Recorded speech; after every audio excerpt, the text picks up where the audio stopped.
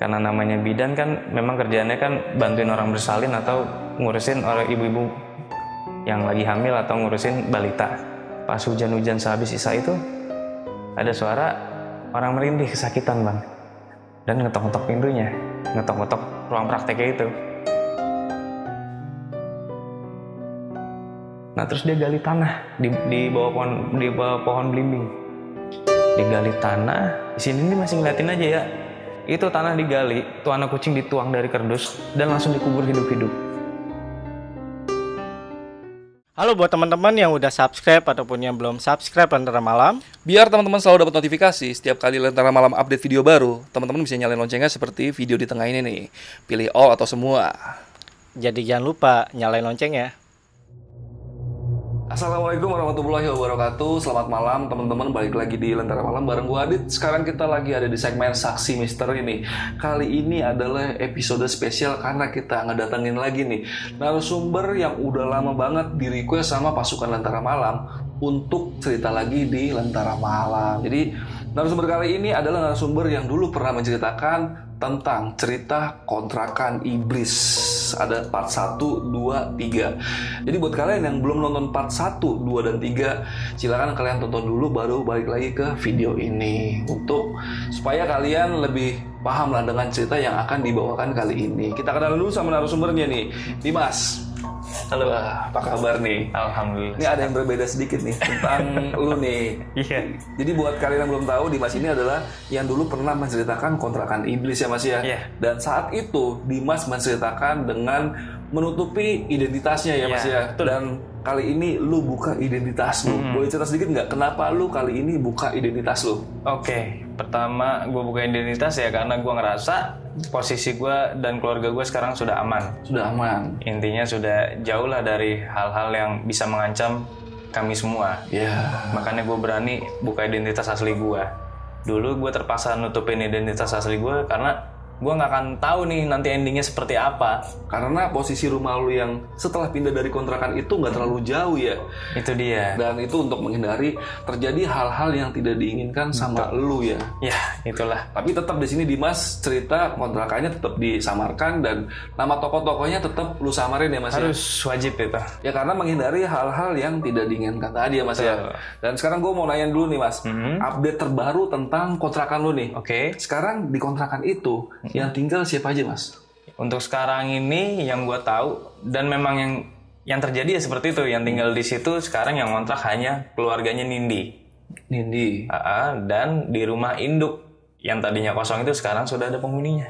Siapa tuh Mas? Yaitu omnya mendiang almarhum suaminya Mbak Dini. Sekarang dia tinggal di situ. Tinggal di rumah induk kontrakan itu? Ya, betul. Buat kalian yang nggak tahu, om dari mendiang suaminya Mbak Dini ini adalah orang yang dicurigai berkaitan dengan meninggalnya suami dari Mbak Dini. Ya. Dan kemungkinan, gue nggak mau cerita lebih panjang, kalian tonton aja part 1, part 2, part 3-nya karena di situ udah jelasin semua Mas ya. Semua sudah gue jelasin, tapi mohon maaf di situ gue ada kesalahan sedikit tentang penamaan karakter. Kadang-kadang ada yang ketuker atau posisi kontrakan nomor 1, 2, 3 itu ada yang ketuker. Mohon maaf karena gue terlalu sibuk atau terlalu fokus tentang detailing cerita tersebut tentang kejadian-kejadiannya. Iya, karena di situ nama tokohnya pun lu samarin, jadi lu kadang-kadang agak bingung juga ya. Iya, betul. Jadi mohon maaf sebelumnya ya. Itu bener-bener gue nggak sengaja, tapi tolong pengertiannya, dan mohon maaf, intinya gue maaf kalau banyak kesalahan di part 1, 2, 3. Iya, pokoknya buat kalian yang belum tahu part 1, part 2, part 3-nya, kalian mampir aja ke video Lentera Malam yang lama, nanti linknya gue taruh di deskripsi.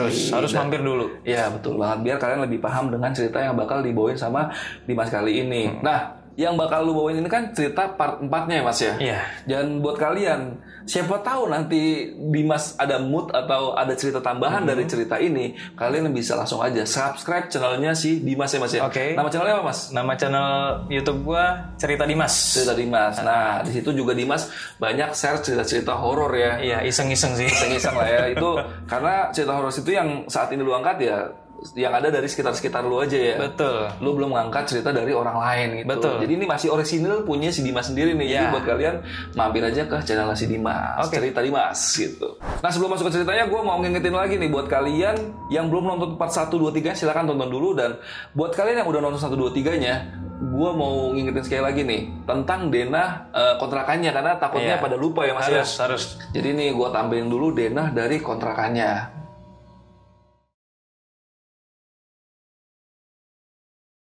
Nah itu tadi denah kontrakannya, silakan kalian capture. Jadi nanti selama si Dimas ini cerita, kalian bisa memahami nih posisi-posisi terjadinya kejadian-kejadian yang ada di kontrakannya itu ya Mas ya.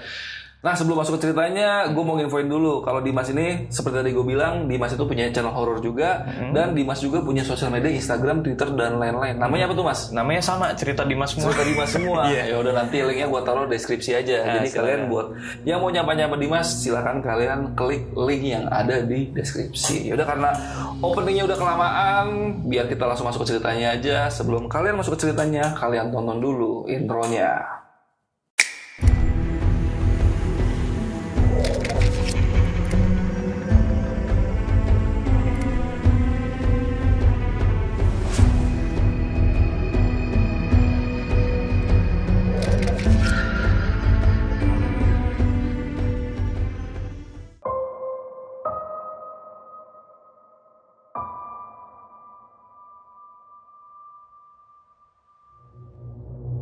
Assalamualaikum warahmatullahi wabarakatuh.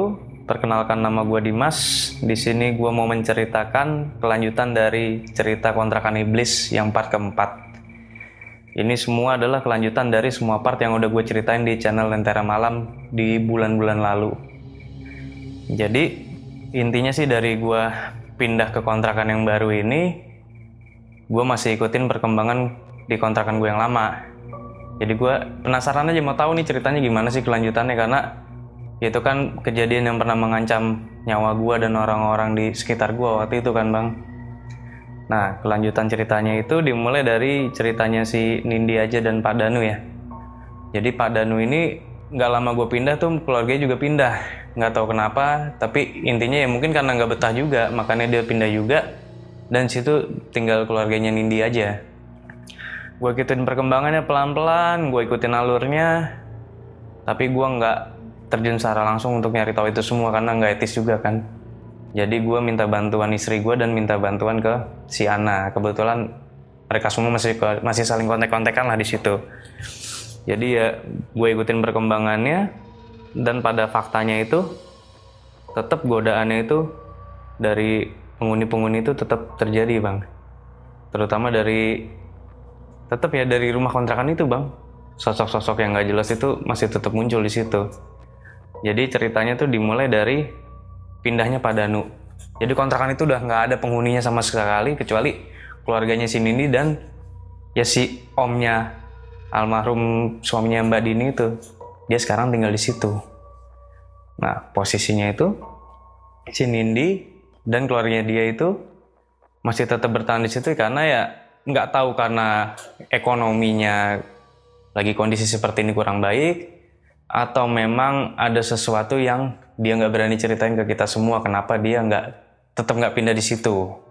Bukannya gua masa bodoh atau nggak peduli, tapi posisinya kan di situ kan ya gua udah bener-bener udah nggak mau tahu di daerah situ, dan dia pun nggak ada usahanya untuk pindah. Kalau secara finansial gue lihat dia udah mulai bekerja, tapi kok kelihatannya tetap nggak mau pindah nih anak. Apa karena belum nemu kontrakan yang lebih baik, atau memang karena ada sesuatu yang harus dia urus di situ. Nah si Nindi ini pernah cerita ke si Ana kalau dia itu sering dimimpin sosok kakek-kakek setelah nggak ada yang kontrak di situ. Jadi setiap abis dia mimpi kakek-kakek itu pasti ada kejadian yang menimpa dia dan keluarganya sih. Nggak seberapa sering, tapi yang sering si Nindi itu. Oh iya, gue lupa jelasin kalau orang yang baru dengar cerita ini ya, si Nindi itu adalah anak indigo yang tahulah segalanya tentang di situ, tapi dia nggak mau terbuka sama orang banyak. Jadi hanya orang-orang yang tahu aja kalau bahwa dia itu bisa berkomunikasi atau bisa tahu dengan makhluk-makhluk seperti itu. Nah jadi ceritanya itu kelanjutannya pada suatu malam hari itu si Nindi baru pulang kerja nih ceritanya.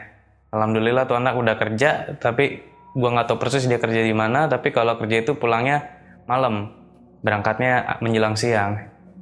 Nah pas waktu dia pulang kerja itu isi rumahnya lagi nggak ada, abangnya lagi pergi, ibunya juga belum pulang kerja. Nah pada waktu sini di rumah itu kan kontrakan udah kosong semua nih, nggak ada orang di situ. Dia tuh dengar suara ketukan pintu dari kontrakan deretan ketiga lah dari rumahnya dia. Nah si Nindi tuh pikir, kok ada tamu di situ, kan ini udah nggak ada kontrakan, udah nggak ada isinya. Nah si Nindi itu dengar ketukan terus menerus, dia pikir mau niat nolongin nih orang nih. Kan dia mikir yang ngetok pintu tuh orang, mau ngasih tahu kalau bahwa di sini tuh udah nggak ada penghuninya selain saya gitu. Ternyata setelah Nindi buka pintu tuh udah nggak ada orang di situ, ternyata hanya suara doang. Dia nggak menyaksikan kalau di situ tak ada orang. Nah si Nindi udah mulai curiga, jangan-jangan gue disengin lagi nih. Ya udah dia ngambil pusing, dia tutup pintu untuk melanjutkan aktivitasnya di dalam rumah. Waktu itu sih dia bilang lagi nonton TV. Lagi melanjutkan nonton TV, tiba-tiba itu dia dengar suara dentuman bang dari arah pintu rumahnya. Dentuman kencang, jadi seperti ada yang lempar gitu ke pintu rumahnya. Setelah dia spontan buka pintu tuh bener ada batu besar bang di depan pintu rumahnya. Setelah dia ngeliat ada batu besar itu, dia nyari tahu siapa sih iseng banget malam-malam ngisengin gue, mana gue lagi sendirian. Emang di seberang rumah ada pemilik kontrakan yang tinggal di situ. Jadi si om almarhum suaminya Mbak Dini itu sekarang udah tinggal di situ. Ya mungkin sayang-sayang nggak ditempatin, disewain gak laku, akhirnya dia nempatin di situ. Tapi nggak enak juga dong dia kalau mau minta tolong ke situ kan. Toh juga pikiran dia cuma orang iseng atau siapalah ya kan. Nah tapi pada saat dia nyuekin itu semua, dia mau masuk kembali ke rumah tuh ada yang manggil-manggil bang, kayak godain, kayak gitu ya kan. Dicari tahu sumber suaranya, akhirnya sumber suaranya itu dari atas atap rumahnya bang. Jadi pas banget dia noleh ke atas itu, dia ngeliat kalau kata dia sih bentuknya kayak jenglot bang, setengah badan. Itu rambutnya panjang menjuntai ke bawah, terus mukanya itu hancur bang, kayak berdarah-darah gitu kan, sambil melet-melet sambil ngetawain dia. Nah karena bentuknya agak serem, dia juga udah capek kerja kali ya, karena udah kebiasaan ngeliat yang kayak gitu, dia ya udahlah mau ngapain lagi kan. Akhirnya dia tutup pintu di situ. Tutup pintu, nggak lama diketok-ketok lagi pintunya. Ya karena dia punya kelebihan kan beda sama orang normal ya. Akhirnya udah dicuekin aja dan godaan itu hilang begitu aja.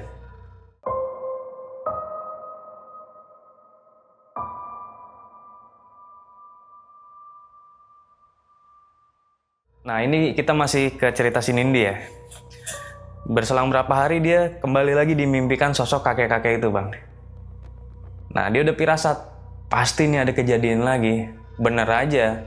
Nah pernah suatu hari pas dia libur itu dia selesai nyuci ceritanya. Habis selesai nyuci baju, terus dia lanjut bebenah. Setelah itu semua selesai, dia ke teras depan rumah. Ya biasalah. Kalau anak zaman sekarang kan media sosial, ya mungkin dia lagi ngeliatin media sosialnya, tiba-tiba tuh menjelang maghrib itu dia dengar ada suara kayak orang nyapu bang. Ada suara seperti orang nyapu, dia langsung ke belakang rumah untuk ngecek itu semua. Nah ternyata yang dia kira tetangganya nyapu itu ternyata bukan. Pas pintu dibuka itu dia ngeliat nenek-nenek bang, perawakannya bungkuk. Jadi bungkuknya itu kayak orang, ya kayak orang bungkuk. Jadi nunduknya itu berlebihan bang. Ya mungkin karena faktor umur kali dia itu ngeliat nenek-nenek itu nyapu bang, lagi nyapu di situ. Pas lagi nyapu dia dilema nih, ini orang apa bukan. Tapi kalau ini orang tuh nggak mungkin dia masuk ke sini, ngapain rajin amat nyapuin halaman rumah orang kan. Nah tapi dia ngambil kesimpulan ini bukan orang. Tapi dia juga nggak berani negor. Ya karena balik lagi karena dia punya kelebihan di situ, ya udah dia cuek atas semua itu. Balik lagi dia ke teras untuk main handphone lagi. Baru nggak berapa lama dia duduk, itu suara nyapunya makin kencang bang. Sapu lidi kalau kena tanah atau kena aspal kan bunyi srek, srek, srek gitu kan. Jadi sugestinya dia tuh ini makhluk minta diperhatiin. Cari perhatian lah sama si Nindi ini ya kan, karena berhubung udah nggak ada yang bisa digodain selain keluarganya Nindi ini ya kan. Karena Nindi penasaran, dia kembali lagi ke belakang untuk mastiin sekali lagi itu orang atau bukan. Ternyata pas si Nindi buka pintu, itu nenek-nenek udah nggak ada. Nah, dia kembali ngeliat ke atas itu kok kayak ada suara orang main-main gitu, kayak orang lari-lari. Bener aja bang, jadi kontrakan gue ini kan berbatasan dengan tembok rumah warga. Di tembok itu tuh, ya kalau diinjek sih bisa lah muat 1 kaki lah. 1 kaki kita untuk jalan-jalan di tembok itu. Nah dia tuh ngeliat penampakan anak kecil, belasan anak kecil, ya lagi main di tembok itu. Ada yang lagi duduk, uncang-uncang kaki, ada yang loncat dari temennya ke temennya lagi. Ya kayak anak-anak TK lagi pada main, tapi dia nggak pedulin si Nindi. Tapi sepertinya dia menunjukkan eksistensinya, kalau mereka tuh ada di situ. Perawakannya tuh putih semua bang, tapi wujudnya tuh samar-samar, kayak bayangan, tapi lumayan jelas kalau itu tuh anak kecil. Perawakannya seperti tuyul, pakai celana dalam doang di situ bang. Nah karena Nindi udah pusing ngeliat itu semua, dia langsung kembali masuk ke kamarnya, ke dalam rumahnya. Jadi dia nggak ke teras lagi, langsung tidur di kamar, langsung ngubungin si Ana. Apa yang dia lihat itu diceritain lagi ke si Ana di detik itu juga. Ya mungkin karena dia bete juga sendirian di situ kan, akhirnya dia ceritain itu semua ke si Ana.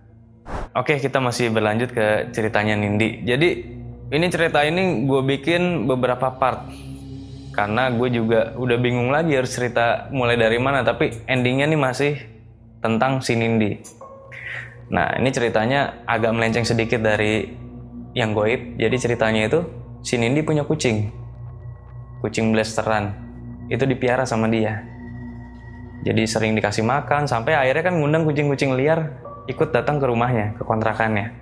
Ya karena memang pecinta kucing kan si Nindi, jadi gue juga pecinta kucing. Gue juga dulu sering ngasih makan kucing-kucing di situ, tapi nggak mungkin juga gue bawa ke kontrakan gue yang baru. Jadi gue sukanya ngasih makan doang, tapi gue nggak suka miara. Nah si Nindi ini sering ngasih makan kucingnya, dan kucing lain ikut datang, entah dari mana itu bang. Jadi ada salah satu kucing liar yang lagi hamil posisinya.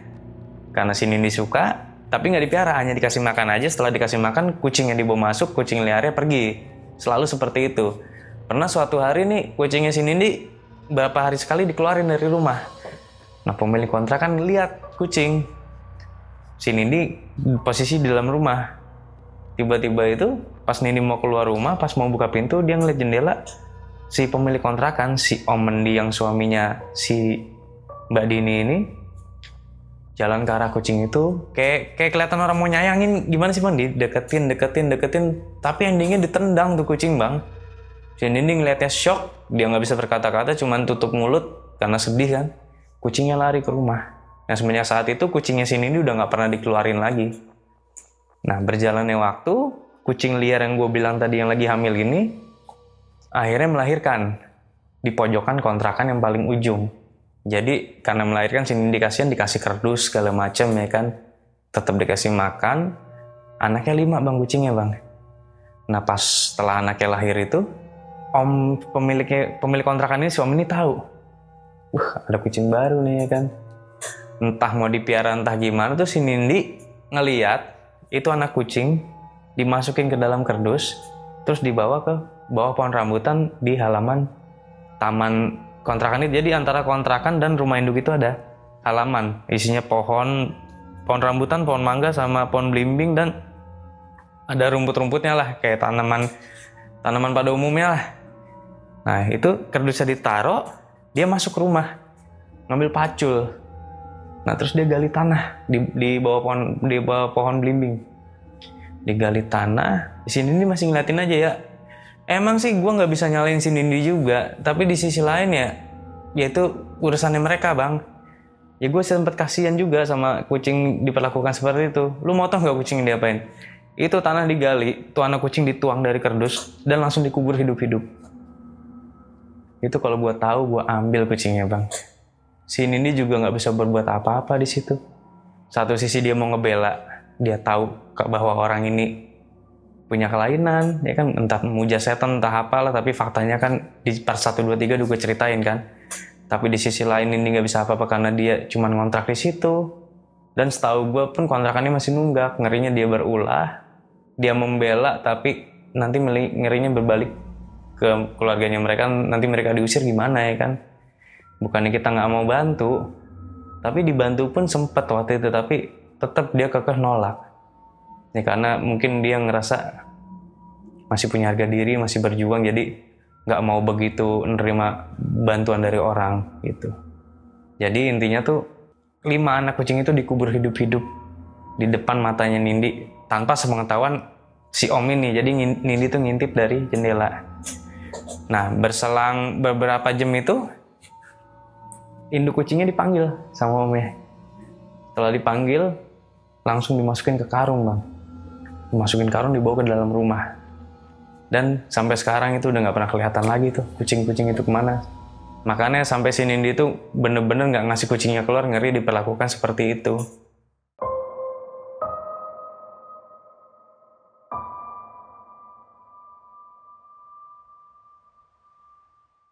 Cerita Nindi gua akhiri di situ dulu.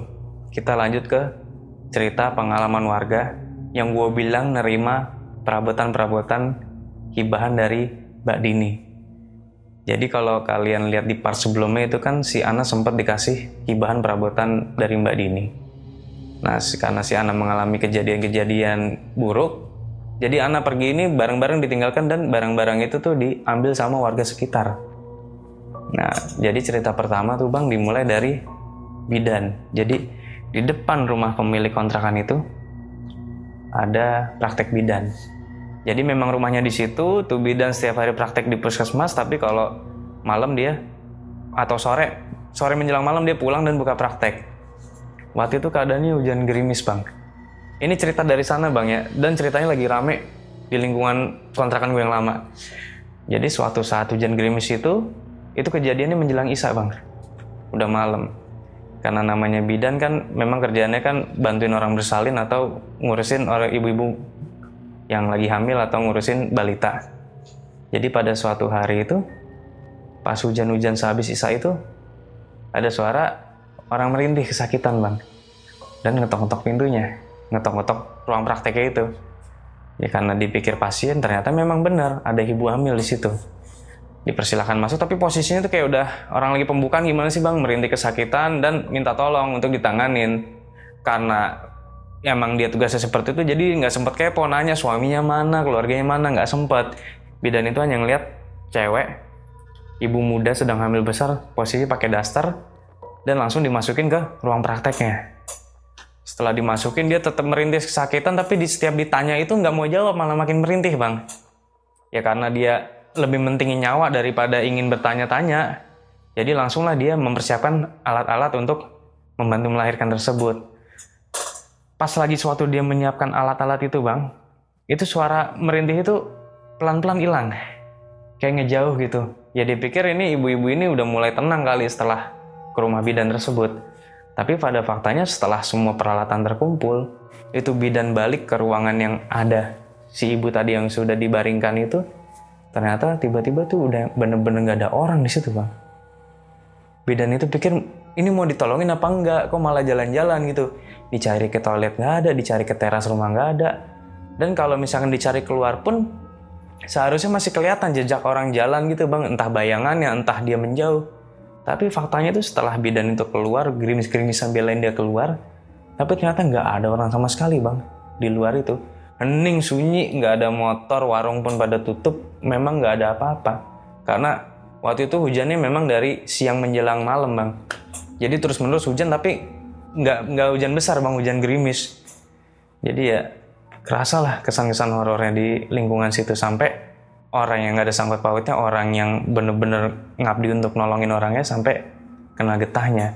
Entah itu gangguan dari penghuni kontrakan tersebut atau memang gangguan dari luar. Tapi yang pasti itu di lingkungan itu tuh sudah seperti magnet, Bang. Karena aura negatif tempat itu kencang, jadi seolah-olah mengundang makhluk-makhluk tersebut untuk datang semua ke situ. Entah ada yang numpang lewat, entah ada yang transit, dan setiap kalau gue jujur gue masih kepo. Gue masih beberapa kali lewat kontrakan tersebut, tapi gue bener-bener naik motor pakai helm, gue nutupin identitas gue. Intinya orang situ pun nggak tahu kalau gue tuh lewat situ. Dan gue setiap lewat tuh kadang-kadang tukeran motor sama sepupu gue atau sama ponakan istri gue, tukeran motor lah intinya biar nggak ketahuan. Karena gue kepo, gue terus terang ada daya tarik di diri gue tuh untuk hadir ke tempat itu, Bang.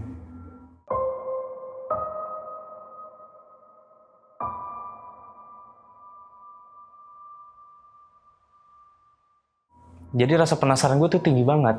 Tapi setiap gue lewat tuh memang bener suasananya masih mencekam. Dan itu nggak ada lampu yang nyala selain lampu dari rumahnya si Nindi dan lampu dari rumah induk si pemilik kontrakan tersebut. Nah lanjut cerita.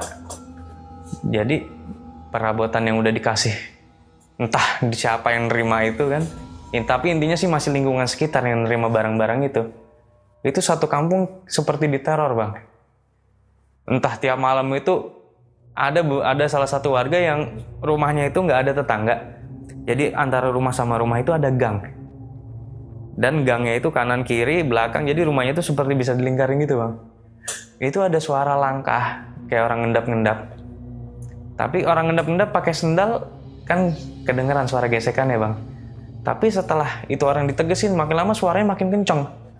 Kayak rumahnya diputer-puterin, dia denger kayak satu orang. Tapi setelah ditegesin tuh kayak banyak yang orang-orang lagi ngelilingin rumahnya. Karena dia takut gak berani apa-apa, gak bisa apa-apa. Akhirnya dia keluar kamar. Nanya ada suara orang jalan no, ayo kita keluar. Jadi intinya tuh yang denger istrinya. Jadi di rumah itu ada suaminya, ada anaknya. Mereka coba keluar rumah, ternyata gak ada yang berani keluar nih. Karena versi keluarga ini yang denger kan lu doang gitu loh. Gak ada yang denger. Jadi dikiranya halu lah si bapak-bapak, si ibu-ibu ini. Pada faktanya suara itu tetap dia yang denger sendiri bang. Soalnya dia yang nerima perabotan itu, bukan anaknya, bukan suaminya. Jadi versi gue yang nerima itu yang diteror gitu loh. Lanjut cerita ke beberapa warga yang lain, ada yang mengalami kejadian di sekitar rumahnya, ada yang mengalami kejadian di luar rumahnya. Pernah ada salah satu warga juga yang nerima barang itu tuh, setiap dia berangkat atau pulang kerja itu dia ngerasa ban motornya kayak kempes gitu bang. Kok goyang-goyang? Soalnya di rumah gue itu nggak jauh itu banyak pabrik. Pabrik itu kan pasti isinya kendaraan berat, alat-alat berat. Jadi setiap dia mau papasan sama truk atau dia mau nyalip truk itu ban motornya selalu goyang. Percaya nggak percaya tapi itu yang dialami di situ bang. Jadi berita tentang lingkungan kontrakan ini sudah santer di lingkungan kontrakan gue yang dulu. Itu tentang kontrakan ini negatif lah, hal-hal yang nggak di luar nalar sering terjadi itu udah tersebar luas. Ya ini cerita beruntun ini yang gue ceritain ini, kisah-kisahnya. Jadi intinya nanti si bapak-bapak ini setiap berangkat kerja itu selalu mau celaka. Ya mungkin kalau kita mikir buruknya tuh, walaupun bannya nggak kempes tapi rasanya seperti kempes itu mungkin kalau kita mikir ke sana ya, itu seperti lagi sedang dicelakai makhluk halus supaya dia bisa jatuh atau kelindes truk lah, paham lah kalau kayak gitu. Jadi versi gue ini, setan itu nggak bisa bunuh orang secara langsung, tapi mencelakai dengan berbagai cara. Ya dengan cara-cara seperti itulah. Tapi yang umum terjadi itu setiap orang yang nerima perabotan itu tuh, entah apa gue nggak tahu yang diambilnya, tapi yang sering tuh setiap malam-malam itu diketok-ketok bang rumahnya di atas jam 12 malam. Tapi posisi mereka tuh nggak paham kejadian aneh itu karena apa. Nah karena si Ana akhirnya tahu kalau barang-barang itu diambil semua warga, akhirnya si Ana tuh bilang ke si Nindi, nyampein, suruh warga itu untuk buang barang-barang itu. Gue buang, masa lu ambil sih gitu. Kalau udah tahu, tolonglah lakuin hal yang sama seperti gue lakuin. Jadi godaannya itu, gangguannya itu berupa ketukan bang. Jadi beberapa rumah warga yang ambil tuh setiap di atas jam 12 malam tuh diketok-ketok. Ketok-ketoknya halus, nggak begitu kedengeran. Jadi seolah-olah tuh kayak ngetok rumah sebelah, padahal rumah dia yang lagi diketok. Kalau versi si Nindi mah, kalau ketokan itu terdengar halus, berarti ya dia ada di rumah lo, bukan di rumah orang lain. Seperti halnya lu dengar suara langkah. Kalau langkah kaki itu terdengar kencang, berarti dia lagi jauh.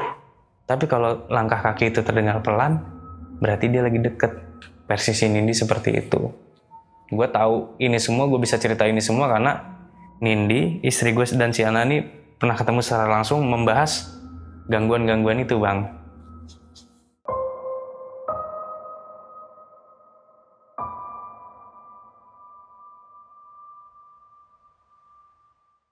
Oh iya, gue baru inget bang. Jadi di situ tuh ada tukang nasi uduk di lingkungan kontrakan lama gue ya. Pernah suatu saat istri gue kangen sama nasi uduk yang dijual deket kontrakan gue itu. Ya radiusnya lumayan jauh, ada 3 belokan lah kalau untuk ke tempat itu dari kontrakan gue yang lama. Jadi istri gue beli di situ dan ibu-ibu nanya, yang jual nasi uduk, kemana aja Neng, nggak pernah kelihatan. Kata istri gue, saya udah pindah Bu, pindah kemana ya? Pindah beda RW katanya gitu. Emang lumayan jauh.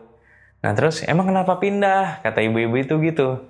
Diceritain lah sama istri gue, diceritain secara singkat.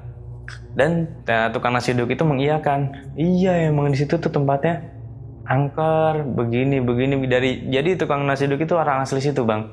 Jadi dia mengiyakan bahwa dulu tuh sebelum jadi kontrakan itu memang sudah angker di daerah situ sebelumnya. Nah kata tukang nasi uduk itu,